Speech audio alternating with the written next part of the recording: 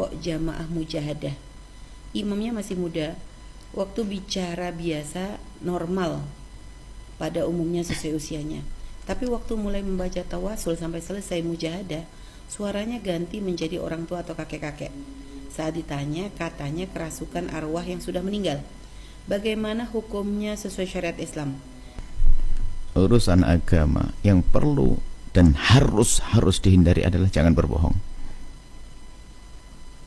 Jangan berbohong. Nah, sekarang berbohong atas nama agama itu bermacam-macam, bukan memalsukan ayat, memalsukan hadis saja, bukan. Ya, termasuk diantaranya macam-macam, mengaku-ngaku ketemu Nabi biar pamornya naik, karena mungkin biar cepat jadi wali. Na'udzubillah, mengaku ketemu para nabi, mengaku masya Allah, biarpun mimpi ketemu Nabi itu ada. Akan tapi kalau dia menjadi berbohong, kan nggak bisa nggak terdata di ini. Jadi berbohong ini banyak, berbohong seperti itu. Aku nggak tahu ketemu baginda Nabi katanya, kan orang tambah kagum dan sebagainya. Nah, ini kalau orang membaca doa, membaca apa saja, ya boleh-boleh saja. Kalau memang ternyata berubah tanpa disadari oleh dia dan sebagainya, dia kan tidak bohong. Yang jadi masalah adalah pura-pura menjadikan suaranya tua. Lah saya aja bisa kok. Nanti saya kalau berbohong kan repot. Ini kalau berbohong ini yang repot. Saya tidak tahu masalah, mohon maaf, tidak menganu siapapun. Kami secara umum dalam beragama jangan bohong deh. Kita enggak berbohong. Kemudian ini atas nama Nabi, atas nama ini, sehingga ada orang mimpi ketemu baginda Nabi, kan para solehin dulu ketemu baginda Nabi. Tapi ada orang hari ini bisa saja berdusta atas nama baginda Nabi. Makanya kalau ada orang ngomong ketemu Nabi, kita nggak percaya, kita nggak wajib percaya orang ngaku ketemu Nabi, biarpun siapapun dia, kan? Siapapun dia, kita boleh nggak percaya. Karena apa? Urusannya ini adalah dia manusia biasa yang bisa bohong dan bisa benar. Cuman biasanya kalau kita mempercayai tentu ada tanda-tandanya. Memang selama hidupnya dia nggak pernah cerita yang aneh-aneh. Ceritanya sebelumnya cerita aneh-aneh. Semua orang nggak punya, dia punya. Semua nggak bisa, dia bisa. Nah, biarpun dia katanya kiai, tapi kok ada tanda-tanda bohong. Berarti ini berarti waktu dia ngaku-ngaku ketemu Nabi, ini bagian dari rentetan kisah kebohongannya. Dan hati-hati, ini ada ya atas nama agama ini. Biar semakin cepat jadi wali, dianggap wali. Ini berbahaya sekali hal semacam ini. Nah, sampai kita pernah ketemu orang, saya belajar kepada 25 nabi. Waduh, serem banget saya itu. Takut sampai saya tidak mau ketemu lagi kalau orang begitu. 25 nabi belajar. Tapi modelnya begitu saja. Syariat Nabi Muhammad tidak ditegakkan. Kalau orang ketemu baginda Nabi pasti lebih khusyuk. Mimpi ketemu Nabi pasti khusyuk, karena pasti ada pengaruhnya. Wong kita ketemu seorang alim saja, seorang kiai yang di zaman ini, seorang alim misalnya dari mana, Mesir, dari Hadramut, kita ada perubahan dalam beberapa hari. Masa ngaku ketemu Nabi perubahan? Mohon maaf, maksud kami apa? Yang jadi masalah kebohongan atas nama agama ini repot banget, bahaya.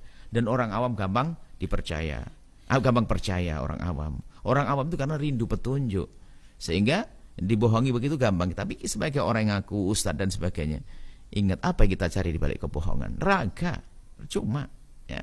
Baik, itu dan Buya juga pernah Umi tanpa sengaja gitu Buya, pernah waktu kita jalan ngelihat ada plang begitu Buya, yang di situ tertulis hadiri majelis bersama Kiai Haji Fulan gitu, yang lalu di bawahnya tuh kayak ada keterangan bahwa beliau pernah setiap seminggu 2 kali bertemu, setiap malam bertemu Rasulullah, lalu 2 minggu dia ketemu Nabi Khidir.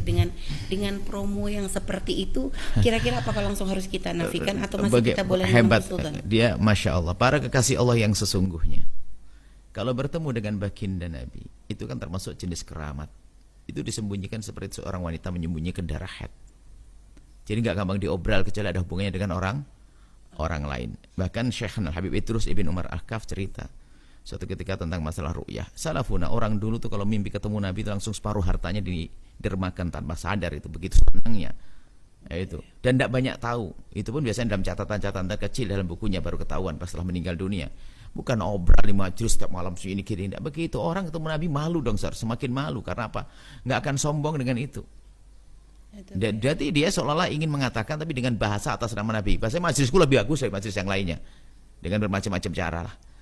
Intinya, kalau betul ya, kalau memang betul alhamdulillah. Tapi apakah perlu semacam itu? Ya. Kan itu termasuk jenis kelebihan. Apakah pantas kelebihan dipamer-pamerkan begitu? Kalau Anda bisa melakukan sholat tiap malam 1000 rakaat, nggak perlu kan ceritakan. Yang ceritakan murid mungkin, kan begitu. Wallah alam yang demikian itu. Akan tapi ketahuilah, yang penting jangan berbohong sebagai para ustadz. Termasuk dai fatwa semuanya ustadz. Kadang-kadang ya termasuk cerita orang ustadz, kalau sudah biasa guyonan, kehabisan cerita guyonan bohong. Sampai kadang-kadang sahabat Nabi dibawa dan banyak. Jadi kita harus jujur deh, gitu saja. Yang tidak tahu kita katakan tidak tahu, kan. Kemudian ini yang pertama.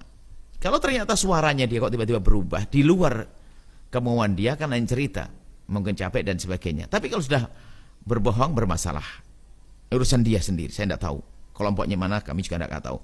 Kemudian yang kedua, masalah roh masuk. Nah ini adalah tanda lagi, masuk bab tanda tidak benar lagi, rohnya orang tua. Hei hamba Allah, kita kan punya iman, bahwa kalau orang meninggal dunia, dia punya urusan dengan dirinya sendiri. Kalau dia orang jahat, dia ngerasain seksa di alam barzah, di alam barzah. Kalau dia orang baik, dia mendapatkan kenikmatan. Jadi rohnya itu nggak ada perlunya masuk ke rumah si fulan. Fulan itu siapa? Kok hebat banget merasa dimasuki rohnya orang hebat misalnya. Kita dalam pembahasan ilmu akidah, ilmu apa, nggak ada istilah roh masuk tuh. Rohnya. Dulu kan pernah juga ada orang kemasukan rohnya wali Sunan Kalijogo dan sebagainya, ngomong begini-begini. Ini secara Anda bahas secara ilmu akidah itu dari mana itu? Kalau bab karamah, seorang hidup bertemu dengan para kekasih Allah, itu bab karamah, karena namanya karamah mungkin saja. Nanti ini kan bahaya lagi.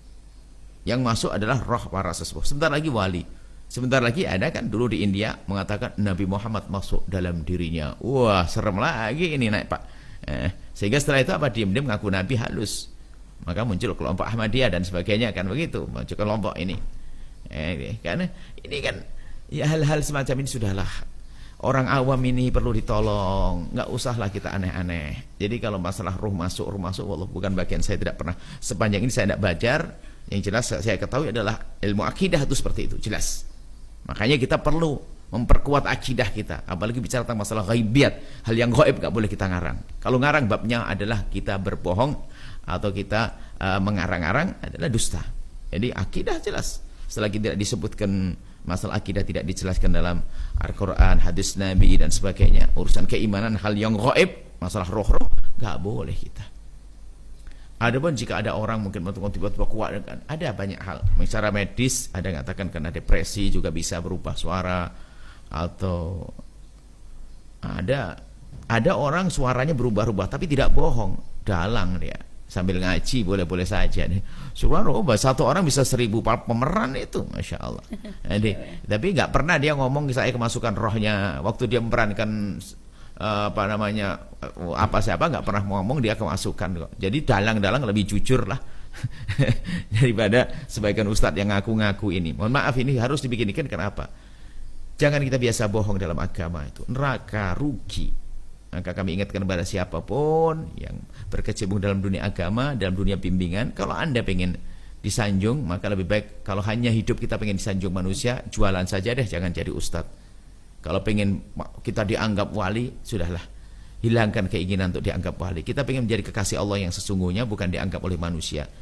Banyak kekasih Allah tidak pernah dianggap wali oleh manusia, karena kejujurannya di pasar sana, dengan ketawaduannya di pasar, dengan takutnya haram di saat di pasar. Itu loh wali-wali hebat. Nggak usah pakai model-model yang aneh-aneh, ngaku ketemu Nabi, ngaku ini dan sebagainya. Bohong, ngeri. Jangan berbohong deh atas nama agama, itu berbahaya sekali di hadapan Allah. Itu adalah kami lagi-lagi setelah bicara tentang dalam ranah kaum muslimin. Kaum muslimin seperti itu tadi. Adapun mungkin ada agama Hindu, Buddha yang punya keyakinan aneh-aneh, mohon maaf, ini bukan bagian kami.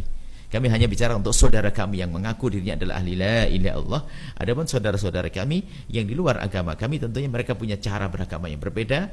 Kalau masalah ada kerasukan dan sebagainya, itu urusan, ada roh masuk, itu urusan mereka. Ini hanya bicara di dalam ranah kaum muslim saudara kami, kaum Buddhis, Hindu dan juga Kristiani dan sebagainya. Kami mohon maaf, ini adalah ranah wilayah kami.